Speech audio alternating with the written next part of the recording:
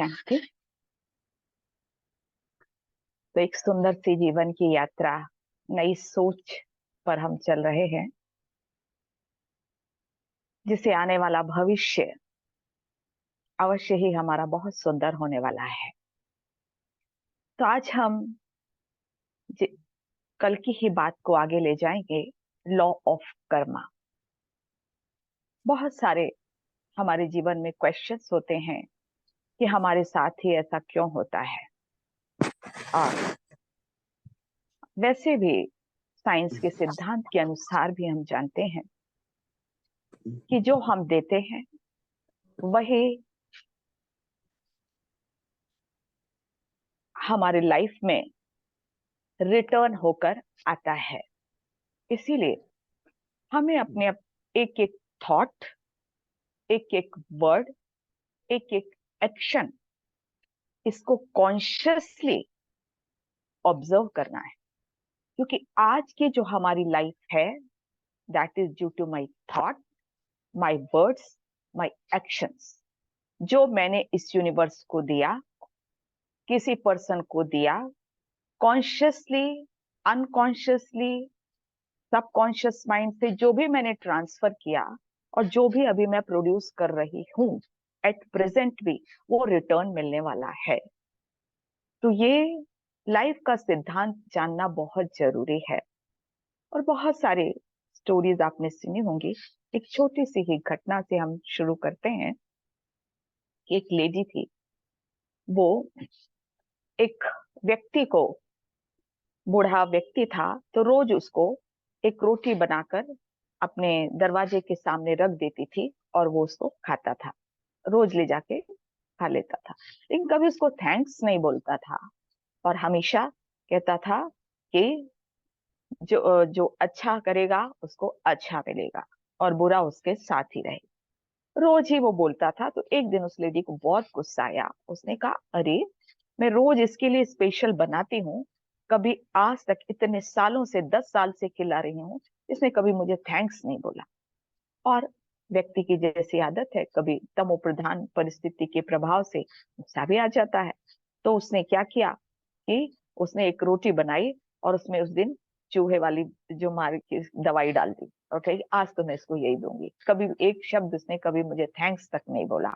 और वो उस दिन जैसे ही ले जा रही थी, लेकिन हमारे अंदर, क्योंकि हमारे खुद की भी, आत्मा की भी प्योरिटी होती है, तो वो भी पहले कुछ कहती है कि नहीं ये गलत है। तो उसको लगा नहीं नहीं, ये तो मैं गलत काम करने जा रही हूँ। उसने उस रोटी को जाकर जला दी। अब वो रोज वे व्यक्ति जैसे आता था वैसे चला गया, रोटी ले गया। अब वो क्या हुआ कि वो जब जा रहा था, शहर के पार वो रहता था कहीं, तो वहां पर उसको एक लड़का मिला। और ये जो स्त्री था, इसका जो बेटा है, क्योंकि बहुत पुराने समय की बात है, उस समय ना मोबाइल था, कुछ भी नहीं था, और वो दूसरे शहर में काम के लिए गया हुआ था। बहुत दिनों से उसकी खबर भी नहीं मिली थी। तो रोज उसके लिए वो प्रे भी करती थी। अच्छे गुड, मतलब फीलिंग भी थी, क्योंकि बेटा तो था ही वो उसके लिए। तो वो क्या हुआ कि एक उसको लड़का मिला, तो वो बहुत भूखा सा था। तो वो जो फकीर था, उसने देखा कि वो व्यक्ति एकदम बेहोश हो रहा है, वो लड़का। तो उसने उसको उठाया और कहा कि मुझे बहुत भूख लगी है, प्लीज मुझे थोड़ा सा भी कुछ खाने को मिल जाए। तो उसने, फकीर ने कहा, रोज ये रोटी मेरे लिए है, लेकिन आज मैं ये तेरे को देता हूँ, और पूरी की पूरी पेट अच्छे से खा ले। वो खा लिया, उसको थोड़ा सा अच्छा लगा। फिर जैसे ही जब शाम को, अब उस स्त्री ने अपना दरवाजा घर का खोला, तो उसका बेटा उसके सामने था। बहुत खुश हुई वो। तो उसके बेटे ने कहा कि माँ, आज जानते हो, आज तो शायद मैं वापस ना आ पाता, लेकिन एक फकीर आज मुझे मिल गया था, और आज मैं इतना भूखा था, 2-3 दिन से चल रहा था, मुझे कहीं कुछ नहीं मिला खाने को, उस फकीर ने दे दिया, तो उसका बहुत बहुत थैंक्स। तो स्त्री पूछती है कि वो कैसा था फकीर? बोले, पता नहीं, वो तो बहुत अच्छा था और ऐसी ऐसी उसकी वेशभूषा थी, लेकिन वो ये जो जरूर कह रहा था, कुछ बार बार अपने मुंह से वो कह रहा था कि जो अच्छा करेगा उसको अच्छा मिलेगा और बुरा उसके साथ रहेगा। तो वो समझ गई कि देखो, आज मैंने अगर वही रोटी दे दी होती, तो शायद मेरा बेटा वहीं खत्म हो जाता। तो सचमुच हमारे जीवन में आप छोटी छोटी बातों को देखो कि अगर मैं कॉन्शियसली भी किसी के लिए अच्छा सोचती हूँ, आज नहीं तो कल मुझे मिलेगा। वैसे भी हमारे जीवन में बहुत सारे प्रश्न रहते हैं, कल के भी बहुत सारे प्रश्न थे, कुछ तो जवाब मिला और कुछ शायद नहीं मिला होगा। लेकिन ये जवाब, जब हमारे जीवन में जागृति आ जाती है, अपने आप ही हर प्रश्न का जवाब मिल जाता है। कभी तुरंत मिलता है, कभी थोड़े दिन बाद मिलता है। तो एक छोटी सी और घटना हम सुन लेते हैं कि एक बार एक गुरु के पास बहुत सारे लोग प्रश्न लेकर जाते थे। तो वैरायटी ऑफ प्रश्न, कभी लाइफ के, कभी इसके, कभी उसके, बहुत सारे है ना होते हैं। तो हर चीज में गुरु यही कहते थे कि जागृति लाओ, सब ठीक हो जाएगा, जाग जाओ। तो वो जो शिष्य बैठा था बोले, आप सबकी प्रॉब्लम एक अलग अलग है, अलग अलग प्रश्न है, सबका जवाब आप एक ही देते हो। कहते हाँ, देखो मान लो तुम सो रहे हो तो क्या करोगे? और सपने देख रहे हो, कोई तो तुमको ये स्वप्न दिखाई दे रहा है कि तुमको चीता आकर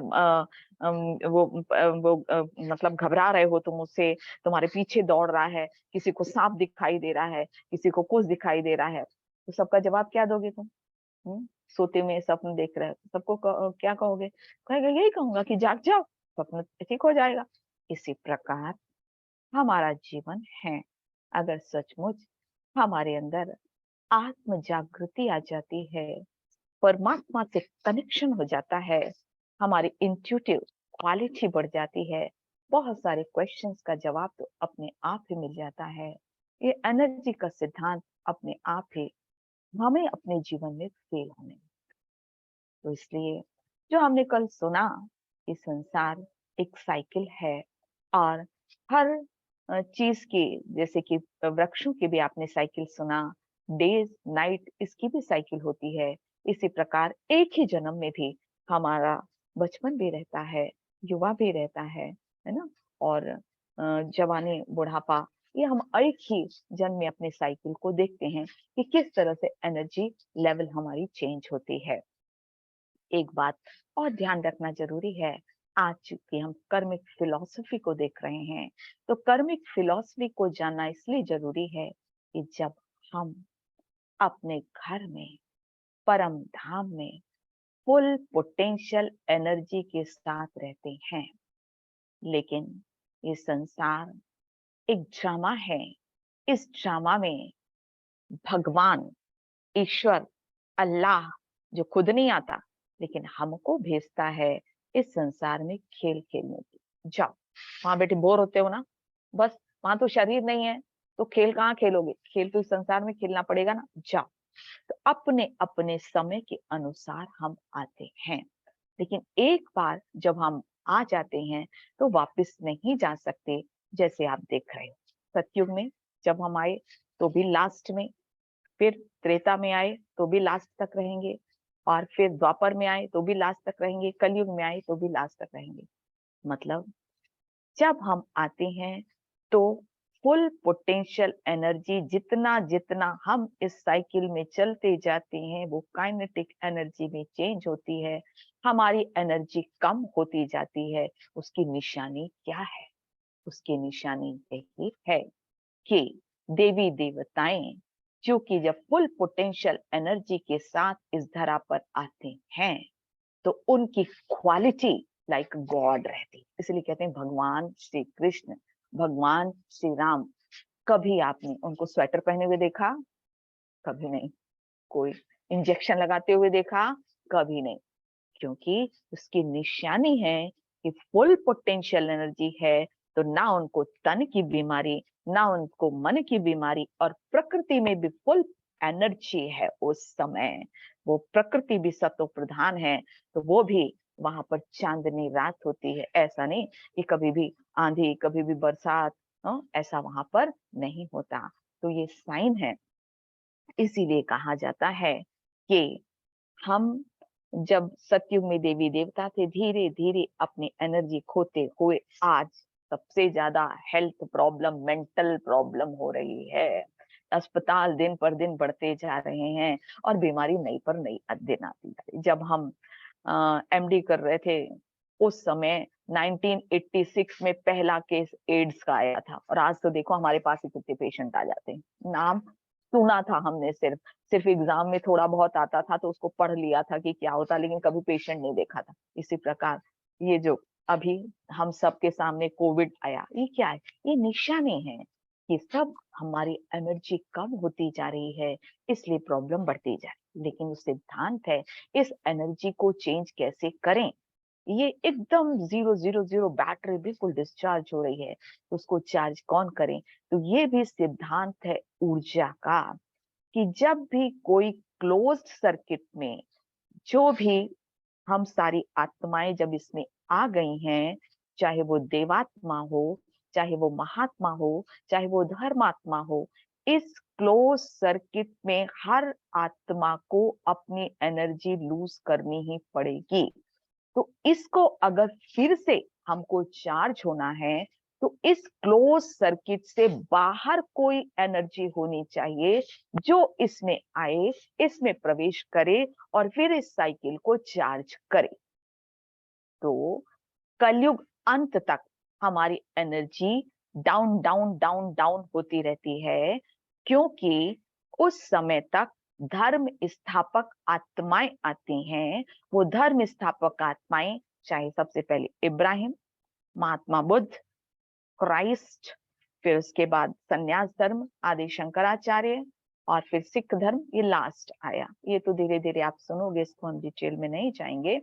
तो ये लोग इस साइकिल को रिजुविनेट नहीं कर सकते, क्योंकि वो खुद साइकिल में आ जाते हैं, क्योंकि they are in human body. जब ह्यूमन बॉडी में तो नहीं कर सकते ना, तो फिर आना पड़ता है उस गॉड सुप्रीम को, इस साइकिल को इंटरफेयर करना पड़ता है, सुप्रीम एनर्जी।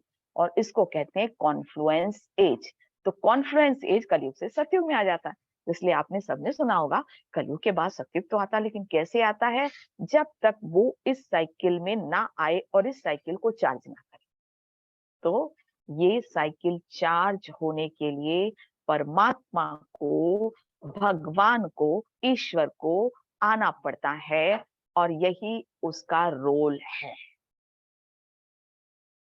ये रोल है उसका। अब हमने जो डार्विन का सिद्धांत पढ़ा साइंस में, क्योंकि अंग्रेजों के जो अंग्रेज पढ़ा गए ना, वही हम पढ़ने लगे, और हमने बहुत पढ़ा ये कि जो डार्विन का सिद्धांत कि हम बंदर के थे, हम बंदर नहीं थे। अभी कुछ दिनों पहले ये भी कहा गया था कि ये कोर्स से निकाल देना चाहिए, जबकि हमारे पूर्वज देवी देवता थे, लक्ष्मी नारायण थे, सीता राम थे, फिर कृष्ण राधे थे। इसीलिए तो भाई वो होकर गए हैं ना, इसीलिए तो हमारे शास्त्रों में उनका गायन है। तो सेकेंड लॉ ऑफ थर्मोडायनेमिक्स के अनुसार भी ऐसा नहीं हो सकता है, इसीलिए इवोल्यूशन का सिद्धांत ये गलत है। तो ये गॉड का रोल है कि हमें क्या करना है। तो वो क्या करता है, कैसे हमारी एनर्जी चेंज हो जाती है? तो वो एनर्जी हमको कर्म करना सिखलाता है। सोच पॉजिटिव एनर्जी, बोल positive energy, action positive energy, जिसको कहते हैं elevated actions, elevated thoughts, elevated words. जब ये हमारे एलिवेटेड हो जाएंगे, मतलब हम यहाँ भी चार्ज हो जाएंगे, बॉडी भी चार्ज हो जाएगी, और फिर नया जीवन जीने की कला, और हम कलयुग से सतयुग में ट्रांसफर होंगे। तो ये श्रेष्ठ कर्म करने की कला हमको भगवान सिखलाता है इस समय कॉन्फ्लुएंस एज में। अब अकर्म, विकर्म, सुकर्म ये क्या होते हैं, ये हम आपको थोड़ा सा बतलाते हैं। अकर्म मतलब जो भी हम एक्शन कर रहे हैं, उन एक्शन का हमारे जीवन में प्रभाव नहीं पड़ता है, वो बंधन, बॉन्डेज नहीं होते, बंधन नहीं आता, क्योंकि आज हम आपस में बंधे हुए हैं। जो भी करते हैं ना, कि उसका परिणाम ऐसे मिलता है। तो ये कब होता है, कर्म अकर्म कब होते हैं? जब हम फुल पोटेंशियल एनर्जी से काइनेटिक एनर्जी में सतयुग और त्रेता में आते हैं, जिसको सीढ़ी के रूप में आपको दिखलाया हुआ है। यहाँ पर जो हम कर्म करते हैं वो अकर्म होते हैं, अर्थात सभी सोल कॉन्शियस स्टेज में कर्म करते हैं। तो कोई आपस में बंधन नहीं, हिसाब किताब नहीं बनता है। हाँ, धीरे धीरे डिस्चार्ज होते हैं, लेकिन बहुत धीरे धीरे डिस्चार्ज होते हैं। वहां पर थॉट्स कितने होते हैं? 4-5 थॉट्स होते हैं 1 मिनट में, और यहाँ पर 1 मिनट में कितने थॉट्स हैं? 25-30 थॉट तो होते हैं। और जो मेंटल प्रॉब्लम वाले होते हैं उनके 50-60। जब हम टीवी देखते हैं ना, तो भी हमारा थोड़ा मेंटल स्टेटस गड़बड़ हो जाता है, क्योंकि जैसे बताया ना, एक एक सीन बार बार चेंज होता है, तो हमारे थॉट्स, इसीलिए आज मेंटल प्रॉब्लम बढ़ रही है। मोबाइल की तो इतनी ज्यादा प्रॉब्लम है कि आज हमने तो कभी विश्वास भी नहीं किया था। ऑटिज्म जिसको हम कहते हैं, ऑटिज्म बहुत ज्यादा बच्चों में बढ़ रहा है। तो अभी एक बच्चे को देखा था, 2 साल का बच्चा। 2 साल का बच्चा, तो क्या होता है कि पेरेंट्स जो होते हैं वो आपस में सब अब सब जॉब करते हैं, उनको टाइम होता नहीं, तो मोबाइल पकड़ा देते हैं। तो उस बच्चे को मोबाइल पकड़ा दिया देते थे, तो सारे टाइम देखता था। धीरे धीरे वो अपना नाम भी भूल गया, और जो उसमें आता था ना, जो जिस लैंग्वेज में जो आता था, उसी एक्सेंट में बड़बड़ बड़बड़ करता है, तो सब कुछ भूल गया वो। ऑटिज्म डेवलप हो गया। तो इतना ज्यादा, मतलब पागलों से भी ज्यादा थॉट्स आज इस कलयुग में हो गए हैं। और तो सतयुग और त्रेता में थॉट्स ऐसे होते नहीं थे, 4-5 थॉट्स पर मिनट होते थे। तो पॉजिटिव थॉट्स नेगेटिव थॉट्स में डिफरेंस क्या है? पॉजिटिव थॉट्स की स्पीड बहुत स्लो होती है, और वो क्या होते हैं? एलिवेटेड होते हैं। उनसे हमारे बॉडी में हैप्पीनेस की और पॉजिटिविटी की जो हॉर्मोन्स है वो निकलते हैं, फीलिंग आती है। तो वहां कर्म अकर्म होते हैं। फिर विकर्म कब से चालू होते हैं? जो विकर्म का जो प्रारंभ होता है वो होता है द्वापर से, क्योंकि द्वापर से क्या होता है? बॉडी कॉन्शियसनेस चालू। तो बॉडी कॉन्शियसनेस चालू, मैं मेल, ये फीमेल, और बस वहां पर तो विकार होते नहीं, वाइसेस होते ही नहीं, ना तो कोई गुस्सा करता है। वहां जो बच्चे होते हैं ना, आपको वंडर होगा, योग बल से होते हैं। वहां ये वाली लस्ट नाम की चीज होती ही नहीं है। वहां कैसे होते हैं, वो प्रोसेस कैसी है, वो तो फिर आप जब धीरे धीरे सुनोगे तो आपको डिस्कस होंगे कि कैसे होता है उस, क्योंकि वो डिटेल में जाएंगे तो बहुत समय लग जाएगा। यहाँ पर फिर चालू होता है, जैसे बॉडी कॉन्शियसनेस हुए तो पृथ्वी भी हलचल में आ जाती है। ये क्या हुआ? क्योंकि पृथ्वी, जो सारी प्रकृति है, वो हम पर डिपेंडेंट करती है ना। भगवान हमको चेंज करता है, फिर हम चेंज करते हैं प्रकृति को। यहाँ पर हम चेंज हो गए, वहां पर कोई भगवान को नहीं याद करता। कर्म अकर्म होते हैं, तो बॉडी कॉन्शियसनेस नहीं होता है, सोल कॉन्शियस। यहाँ पर जैसे ही हम बॉडी कॉन्शियस हुए, आंधी तूफान बाढ़, इसलिए कहते हैं कि 2 बार महाविनाश होता है। एक होता है त्रेता और द्वापर के बीच में, जब हम बॉडी कॉन्शियसनेस में आते हैं। तो बॉडी कॉन्शियसनेस में आते हैं, फिर इब्राहिम को भगवान देते, जाओ जाओ जाओ, इनको कर्म करने की कला सिखलाओ। लेकिन विकर्म क्योंकि हम करना प्रारंभ कर देते हैं। और उस समय इब्राहिम के पता कितने बच्चे? 2 बच्चे होते हैं। एक जो होता है योग बल से, वो स्टोरी है, फिर वो डिटेल का भी स्टोरी लेंगे। फिर कि एक योग बल से होता है, और एक जो होता है लस्ट के द्वारा भोग बल से होता है। क्योंकि चेंज होता रहता है ना, तो उस समय बच्चे भी दोनों चेंज ऐसे होते हैं, क्योंकि हम विकर्म करना प्रारंभ कर देते हैं, बॉडी कॉन्शियसनेस में प्रारंभ कर देते हैं, तब बंधन प्रारंभ हो जाता है। और फिर जो भी कुछ किया वो हमको चाहे तो इस जन्म में या अगले जन्म में भोगना पड़ता है। इसलिए आज हम जो भी हैं, जहां भी हैं, अपने कर्मों के कारण हैं। अगर मेरे साथ कोई मेरे को बुरा व्यवहार करता है, तो या तो इस जन्म के कारण या पिछले जन्म के कारण। एक आपको लाइफ इंसिडेंस बतलाते हैं कि बॉम्बे में एक व्यापारी था, उसका अपने दूसरे दोस्त के साथ पार्टनरशिप थी। उसके मन में कुछ आया कि मैं इसको खत्म करवा दूं, क्योंकि दोनों का पार्टनरशिप नाम फिर सारा मेरे नाम हो जाएगा। और उसने ऐसे किया, वो आजकल करते हैं ना, किसी दूसरे को देके कुछ मर्डर करवा देते हैं। तो उसने ऐसे किया, किसी को पता भी नहीं चला, कोर्ट में गया, कोर्ट में जीत गया। और लोगों को लगा कि कुछ गड़बड़ तो हुआ है, लेकिन लोग ये कहते थे भगवान का क्या न्याय है कि देखो इसने ऐसे गड़बड़ किया। उसकी क्योंकि शादी भी हुई, उसकी पत्नी भी बहुत सुंदर थी, उसका बच्चा हुआ वो भी बहुत अच्छा था। बोले कैसा संसार है, ये तो बहुत ही गड़बड़ संसार है। लेकिन एनर्जी एनर्जी, आप गलत काम करोगे तो वो कोर्ट सजा दे ना दे, ये वाला संसार का कोर्ट, लेकिन वो कोर्ट तो जरूर आपको बता देता है। फिर क्या हुआ कि कुछ दिनों बाद बहुत अच्छा चला, 5 साल बहुत अच्छा चला। फास्ट कर्म जो अच्छे किए होंगे ना, 5 साल तक चला। 5 साल के बाद उसकी जो पत्नी थी वो क्या हो गई? बीमार हो गई। ऐसी बीमारी हुई, ठीक ही ना हो। वो अपनी पत्नी को बहुत प्यार करता था, इतना प्यार करता था, उसने सारी जगह इलाज करवाया लेकिन ठीक नहीं हुआ। अब वो पत्नी, एक दिन उसने शरीर त्याग दिया, बहुत सारा धन उसमें उसने खर्च कर दिया। अब क्या हुआ कि अब उसका, जैसे उसकी पत्नी ने शरीर छोड़ा, फिर उसका जो बच्चा था वो बीमार होने लगा। अब उसको इतना दुख लगने लगा, क्या हुआ, ऐसा क्यों हो रहा है, अब मेरी पत्नी भी चली गई, मेरा बच्चा भी। अब उसका व्यापार में मन नहीं लगता। और ये सिद्धांत है, ये जीवन का सिद्धांत है।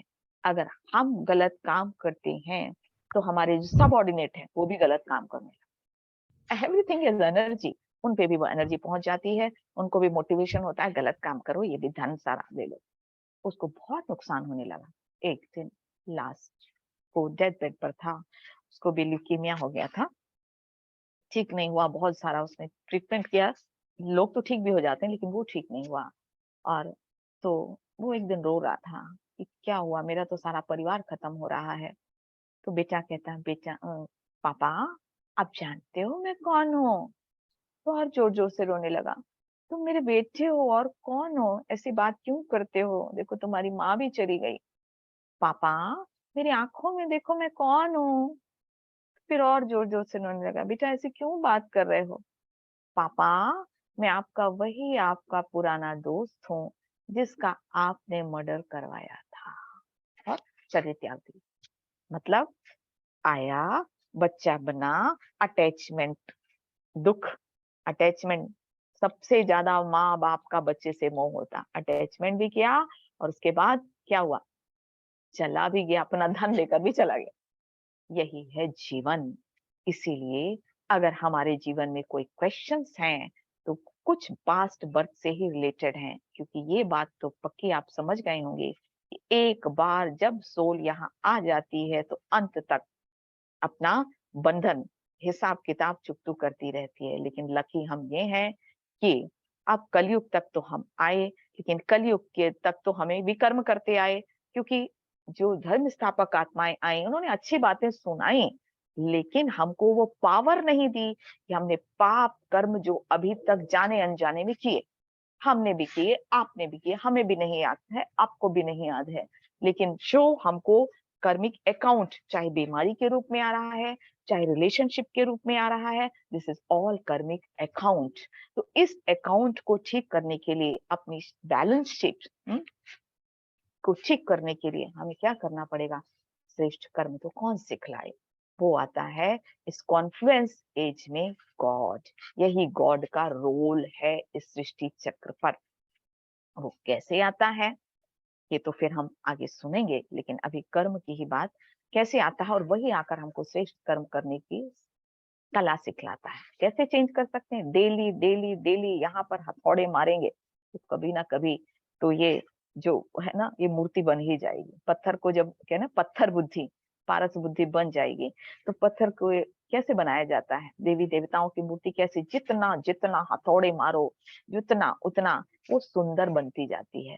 तो हमारे जीवन में जो भी परिस्थितियां आ रही हैं उसको हम चैलेंज के रूप में लेते हैं तो अवश्य ही एक दिन हमारी मूर्ति बहुत सुंदर हो जाती है। कहने का मतलब कि इस जन्म में ही हमारी पर्सनालिटी चेंज हो जाती है। बहुत सारे एडिक्शन वाले भी यहाँ आकर चेंज हो जाते हैं, क्योंकि जिस चीज के लिए भटक रहे थे वो भगवान आकर इंटरफियर करता है इस साइकिल में, उसको उससे अनुभूति होने लगती है और वो भी चेंज हो जाता है। क्योंकि मुझे क्या चाहिए? प्यार तो चाहिए ना, सुपर सेंसरी ब्लिस चाहिए ना। तो वो आकर प्यार देता है। पहले कहता मीठे बच्चे, हाँ मैं कैसी भी थी, कैसी भी, मुझे कोई गिल्ट करने की आवश्यकता नहीं, क्योंकि वो मेरा फादर है। तो फादर के लिए मैं कैसी भी हूँ, सबसे मीठी और सबसे प्यारी हूँ। तो वो मुझे आकर कहता मीठे बच्चे, तुम ऐसे ऐसे करो, ऐसे ऐसे सोचो, ऐसे ऐसे मुझे याद करो। याद करना, जो राजयोग की हमने विधि सीखी, अर्ली मॉर्निंग हम अपने आप को चार्ज कर लेते हैं। श्रेष्ठ कर्म करने की कला, जिसको कहते हैं कर्मयोग, जिसको हमने टच किया था। लेकिन कर्मयोग स्टार्ट कहाँ से होता है? थॉट लेवल से। कोई भी वर्ड, एक्शन, पर्सनालिटी, आपकी फिजिकल बॉडी, रिलेशनशिप, एटमॉस्फेयर, ये बनता है सीड। कौन है? थॉट है। तो we have to change our thought, और थॉट लेकिन अभी तक क्या था, हमारी लाइफ में इतने सारे थॉट्स जो होते हैं ना, वो वेस्ट थॉट्स होते हैं। तो अगर कोई फैक्ट्री हो, है ना, और उसमें मतलब सारे जो हैं वेस्ट प्रोडक्ट ही हो, तो फैक्ट्री एक दिन बंद करनी पड़ेगी। इसी प्रकार इस संसार में सबका जो यहाँ पर जो फैक्ट्री है ना, वो सब वेस्ट प्रोडक्शन हो गया। वेस्ट, दिन भर वेस्ट बातें, भले नेगेटिव ना भी करें लेकिन वेस्ट की निशानी, एनर्जी कम, डिप्रेशन, शिजोफ्रेनिया, साइकोसिस, लो फीलिंग, है ना, खालीपन लगना, सुसाइडल टेंडेंसीज। कितनी यंग जनरेशन में क्यों हो रहा है? क्योंकि एक बार स्टडी हुई, पूछा गया, कुछ लोग सुसाइड जो कर रहे थे, जो बच गए उसमें से, उनमें से पूछा गया कि भाई आप सुसाइड क्यों कर रहे हो?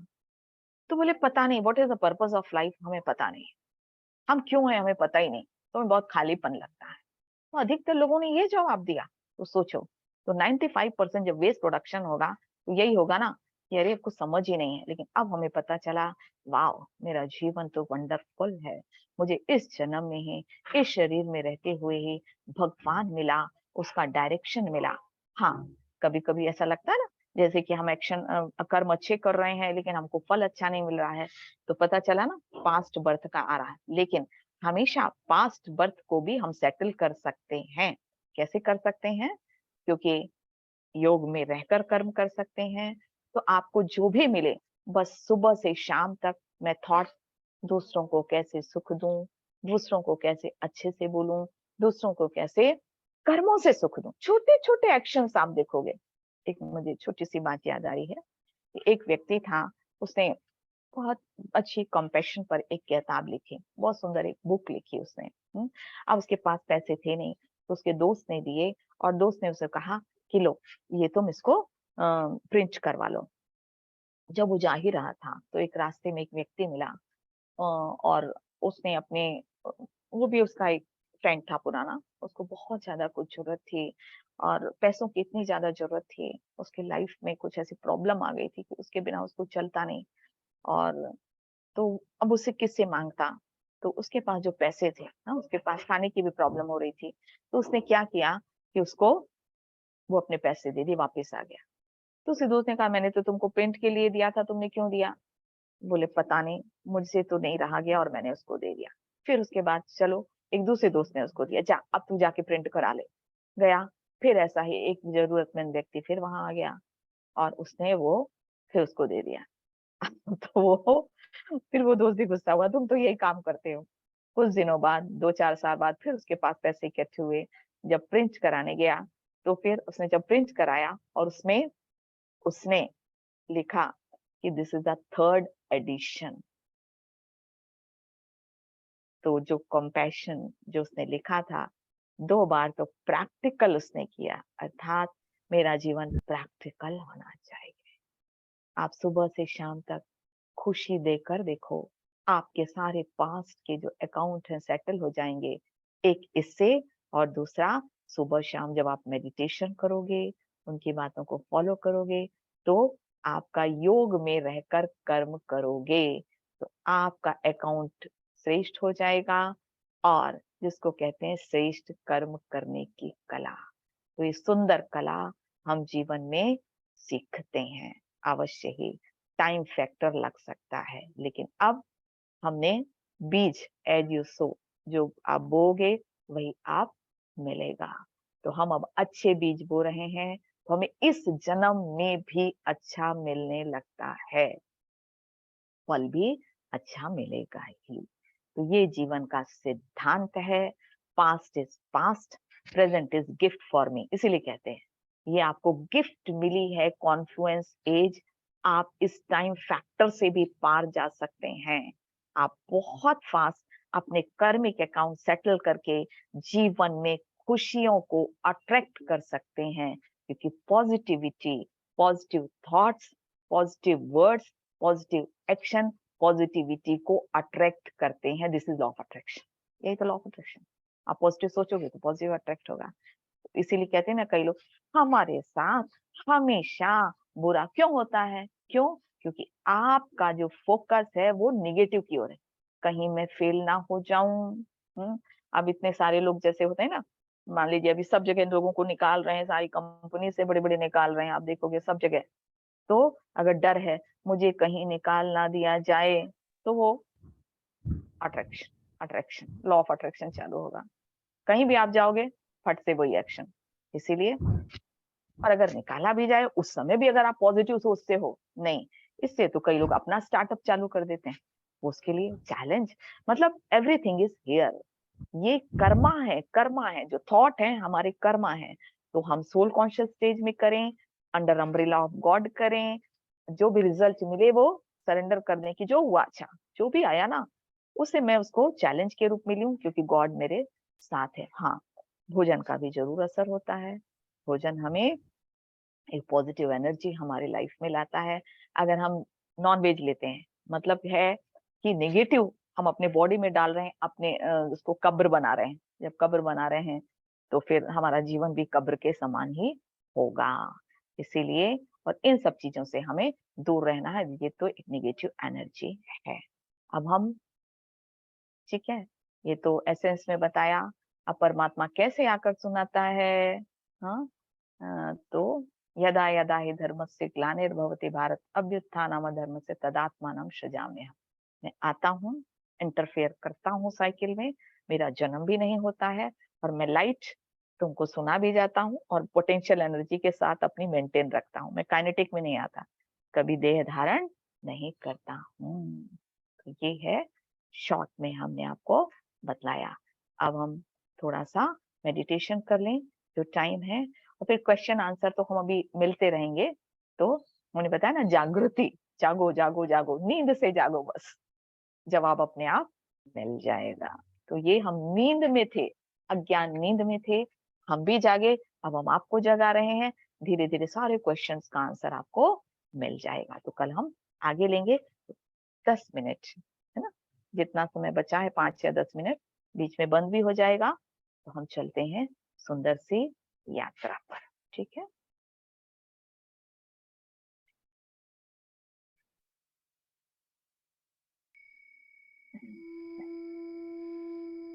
उस सुप्रीम एनर्जी से थोड़ा सा कनेक्ट हो जाएं।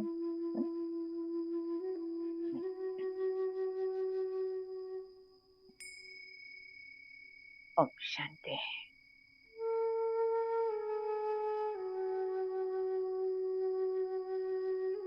सुंदर प्रकृति देती ही रहती है।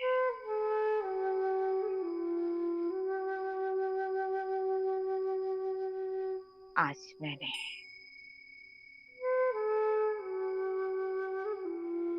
जीवन में कुछ नया सीखा, मैं उसको अंतर मन में ले जाती हूँ। रिलैक्स हो जाएं,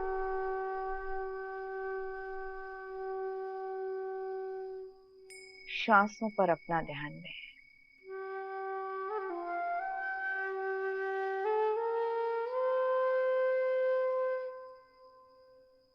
गहरी सांसें लें,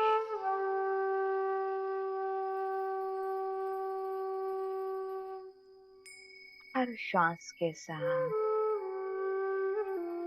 यूनिवर्स के प्योर एनर्जी को अपने अंदर ले आते हैं।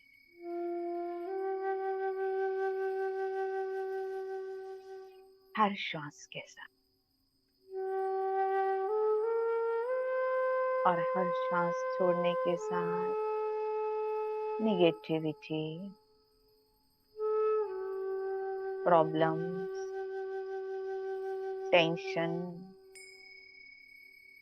Insecurity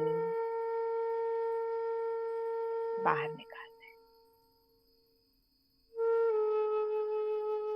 Now ask yourself, who am I? I am peaceful being, point of divine light, like a star in the center of forehead. Feel करें।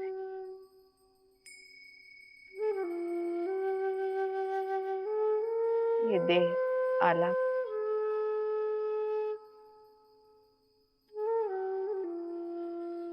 मैं, आत्मा अलग, अविनाशी।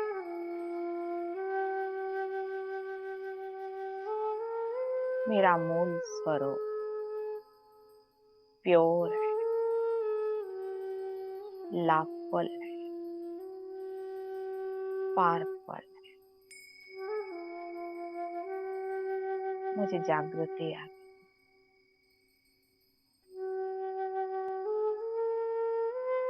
मुझसे शांति के वाइब्रेशन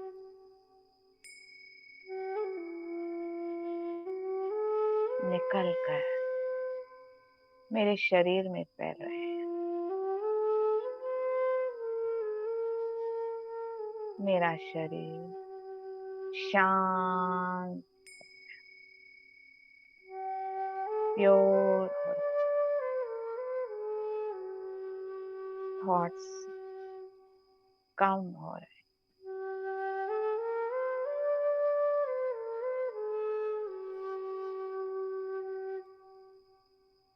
सामने पावर हाउस को देखें। He is my father,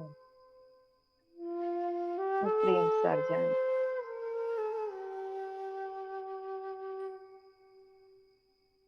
surrender कर दे उस सर्जन को।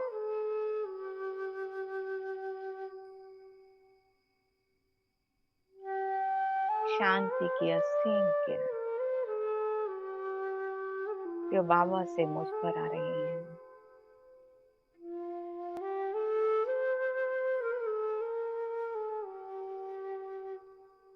they are healing rays।